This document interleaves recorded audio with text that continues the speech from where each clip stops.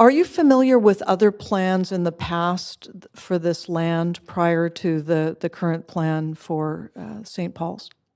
I am.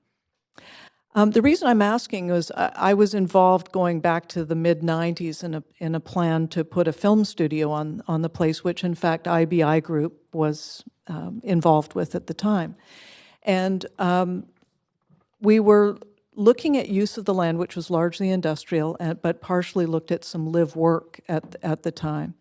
And we were encouraged at that time to look at those uses because of concerns about the land and the fact that it was not considered to be stable and a mudflat. And so it's always, in my understanding, been concerns about that land and its stability. And so, and again, I bring up this former use, industrial use, because we were warned about it at the time. So knowing that, how did we get to the point of looking at putting such a sensitive activity as a hospital on what may be unstable land? I think the condition on this particular site is the same all the way across the Falls Creek Flats. And over the last 20 years, we have seen a number of buildings constructed in the flats. So I think I'm not a structural engineer, but I think it is possible to build buildings there. And I don't know if one of my colleagues wants to address the actual hospital there, but I think that whatever happened when you were involved in this in the 1990s, we've moved on and we can build quite substantial buildings in the flats. So the answer then, so it was 1996 actually, but so the answer is that our building technology is today more advanced than it was 20 odd years ago? That's out of my league. I can't speak to that.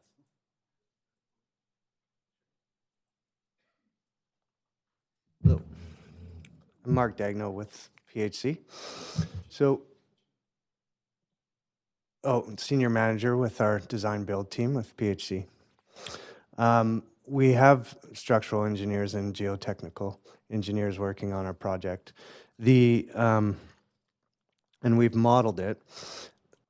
What will happen is we will remove all the liquefiable soil from the form of development. Maybe the form of development in 1996 was slightly different than this. We'll be developing 3 stories underground to be on glacial till. This site is a Class C site, geotechnically, and perfectly average. Not the seismic risk is no greater than any other well-founded building located in Vancouver. Even though it's on infill? It'll be resting on the glacial till below the infill. Okay, well, I'll look forward to that. I'm sure that there'll be significant due diligence around this. There will be.